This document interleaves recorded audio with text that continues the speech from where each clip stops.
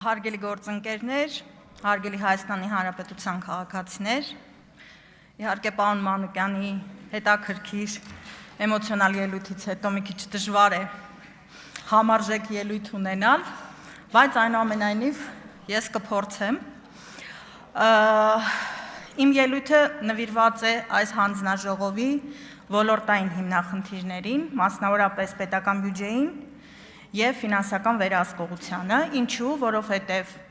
ակնհայտ է, որ պետական բյուջեի միջոցների արդյունավետ և ռացիոնալ օգտագործման նկատմամբ արդյունավետ ֆինանսական վերահսկողությունը կհանդիսանա մեր պետության կայուն տնտեսություն ունենալու հիմքը։ Եվ այս համատեքստում ես շատ կարևորում եմ պետական բյուջեի միջոցները, պետական գնումների ոլորտում արդյունավետ ծախսելը և դրա նկատմամբ արդյունավետ ֆինանսական վերահսկողությունը։ Ինչու եմ խոսում պետական գնումների մասին, հարգելի գործընկերներ, որովհետև պետական բյուջեի միջոցների մոտավորապես մինչև 45%-ը ծախսվում է այս ոլորտում, մյուս հատվածը դա աշխատավարձ, սոցվճարներ և ռազմական ծախսերն են։ Եվ բնական է, եթե լինի հնարավորություն արդյունավետ ծախսել 45% բյուջեի միջոցները, մենք ունենանք ռեալ խնայողություն և ռեալ հզոր տնտեսություն։ Եվ այս համատեքստում այս հանձնաժողովի ոլորտներից մեկը ֆինանսական վերահսկողությունը պիտի լինի արդյունավետ։ Իսկ ինչ ունենք իրականում։ Իրականում այն վերահսկողական համակարգը, որը գոնե մինչև 22 թվական աշխատում էր,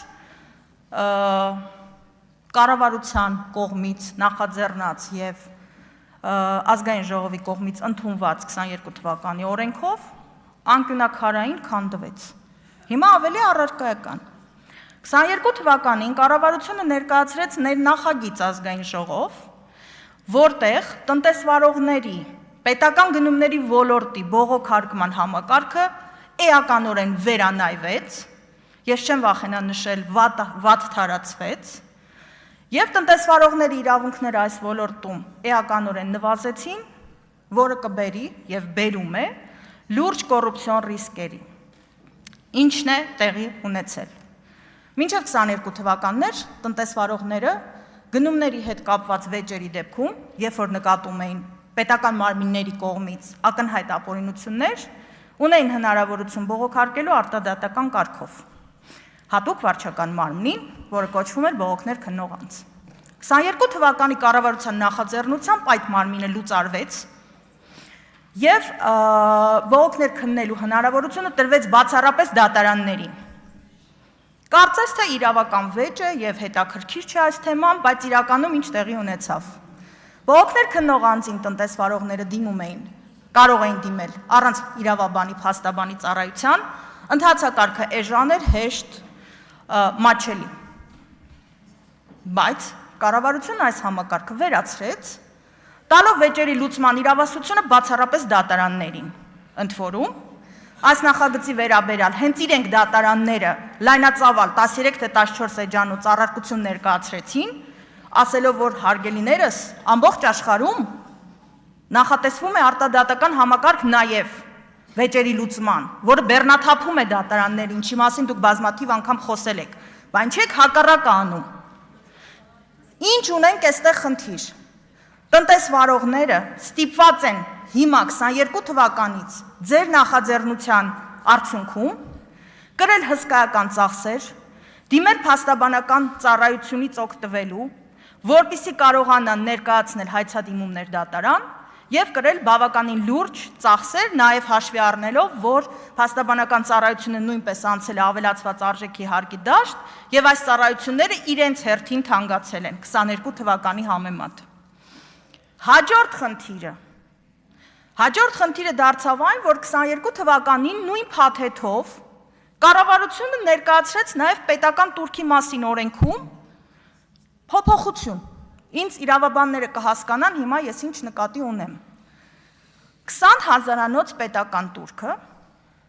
տենդերների բողոքների քննության համար դարձավ մինչև 10 միլիոն։ 10 միլիոն։ Այսինքն, եթե տնտեսվարողը տեսնում է, որ ապօրինաբար կազմվել է մրցույթի հրավեր, որը խտրական է եւ գրված է կոնկրետ ընկերության համար։ Երբ որ իրեն ապօրինաբար հայտը մերժում են, որպեսզի հաղթող ճանաչեն, երկրորդ տեղ զբաղեցնող մասնակցի, ավելի թանկ գին ներկայացրած մասնակցին, եւ ինքը ցանկություն ունի իր խախտված իրավունքը դատական կարգով վերականգնելու, ստիպված է լինելու վճարել տվյալ գնման ընթացակարգի տենդերի, այսպես ասած, ժողովրդական լեզվով ասած, գնի 1%-ը, հիմնականում վիճարկվում են, որտեղ ծախսը պատրաստ է ընկերությունը անել մեծ գին ունեցող գնումների տենդերների դեպքում, հիմա պատկերացրեք 1 միլիարդանոց տենդեր է, վիճարկվում է իրավունքի հարց, ոչ գումարային արտահայտությամբ, որպեսզի գումարի տոկոս վճարվի, իրավունքի ճանաչման համար ներկայացվող, դատարան ներկայացվող հայցի համար պահանջվում է 10 միլիոն պետական տուրք։ Այսինքն ընկերությունը 3 ատյանի համար միայն պետությանը վճարվող պետական տուրքի գումարը կազմելու է 30 միլիոն, պլյուս փաստաբանական ծախս։ Հիմա այս համատեքստում տնտեսվարողների մոտ եւ մտածող մարդկանց մոտ ստեղծվում է տպավորություն, որ այս նախագծով իշխող ուժն ուղղակի չի ուզում, որպեսզի տենդերների ոլորտը վիճարկվի, որպեսզի հնարավորություն ստեղծվի այս ոլորտում պետական մարմինները ինչ ուզենան անեն,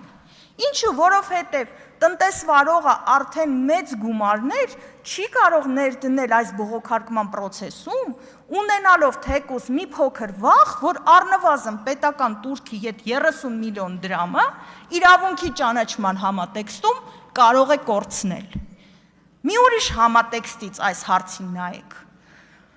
30 միլիոն դատական ծախս։ Հիմա պատկերացրեք դատավորին։ Դատավորը քննում է գործ, որտեղ վճարված է արդեն 20 միլիոն դրամ։ Ընդունենք վերաքննիչ դատանի դատավորը կամ թեկուզ առաջիացան 10 միլիոն։ Հիմա արդյոք դատավորը կկարողանա օբյեկտիվորեն հայցը բավարարել, ես ամենայն հարգանքով դատական համակարգի հանդեպ, իմանալով հանդերձ, որ բավարարման դեպքում ստիպված է լինելու կայացնել որոշում պետական տուրքը տնտեսվարողին վերադարձնելու համար։ Ինչի եմ սա ասում, որտեղ եթե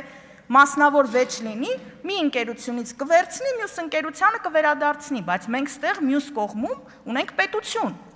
Այսինքն, հայցը բավարարելու դեպքում միանշանակ 10 միլիոնը հետ է վերադառնալու պետբյուջեին տնտեսվարողին։ Այս համատեքստում մենք ակնհայտորեն տեսնում ենք մտածող մարդիկ, որ օրենսդրական առումով ստեղծվել է այնպիսի բազա, որը սահմանափակել է դատական պաշտպանության եւ արդյունավետ դատական պաշտպանության եւ դատան դիմելու իրավունքը։ Ինչու? Որտեղ տնտեսվարողները այս ահռելի ֆինանսական բեռի պայմաններում, մտածելով, որ նաեւ մտնում են պատերազմի մեջ պետության հետ, զերծ են մնում դատարան դիմելու հնարավորությունից։ Իսկ սա միանշանակ բերելու է պետական գնումների ոլորտում, այսինքն 45% բյուջետային միջոցների ոլորտում ռեալ կոռուպցիոն սխեմաների եւ կոռուպցիոն մեխանիզմների ծաղկմանը։ Ինչու? Չկա վերահսկողություն, չկա մեղավոր, չկա պատժման ինստիտուտ։ Նույն սրա հետ կապված մի շատ կարևոր հանգամանք էլ նշեմ, ի պատիվ դատարանների այնուամենայնիվ անգամ այս հսկայական ֆինանսական բեռի պայմաններում կան տնտեսվարողներ, որոնք այնուամենայնիվ պայքարել են իրենց իրավունքների համար եւ կան բազմաթիվ բավարարված հայցադիմումներ։ Երբ որ դատարանները ֆիքսել են, որ հրավերով մրցույթի նախատեսվել է խտրական պահանջ, գրվել է կոնկրետ ընկերության, սահմանափակել է մրցակցությունը, առաջի տեղ զբաղեցնող մասնակցին ապօրինաբար մերժել են, տվել են մի քանի անգամ ավելի թանկ գին ներկայացրած երկրորդ մասնակցին եւ այս օրինական ուժի մեջ մտած վճիրների դեպքում, հարգելի գործընկերներ, քանի ծառայողական քննություն է նշանակվել մեղավոր գնահատող հանձնաժողովների կողմից նկատմամբ, մեղավոր պատվիրատուների ղեկավարների նկատմամբ։ Համենայն դեպս ինձ այդպիսի ինֆորմացիա չի հասել, բայց չէ որ արդեն իշխող ուժի ձեռքում կա դատական ակտ, որով ֆիքսվել է պետական տենդերների ոլորտում ապօրինությունը, ապացուցելու խնդիր էլ չկա, ֆիքսվել է այդ փաստը։ Արդյոք պատժվել են վերոհիշյալ անձինք, իհարկե ոչ, որը տալիս է մեզ ենթադրելու, որ այս ոլորտում ծաղկում է կոռուպցիա։ Հարգելի դատան, գնումների հետ կապված շատ բաներ կարող եմ ասել, մեկ անձից գնումների, սև ցուցակների, բայց հաշվի առնելով, որ ինչ ժամանակը սահմանափակվում է, ես հետո այս հնարավորությունից նույնպես կօգտվեմ։ Շնորհակալություն ուշադրության համար։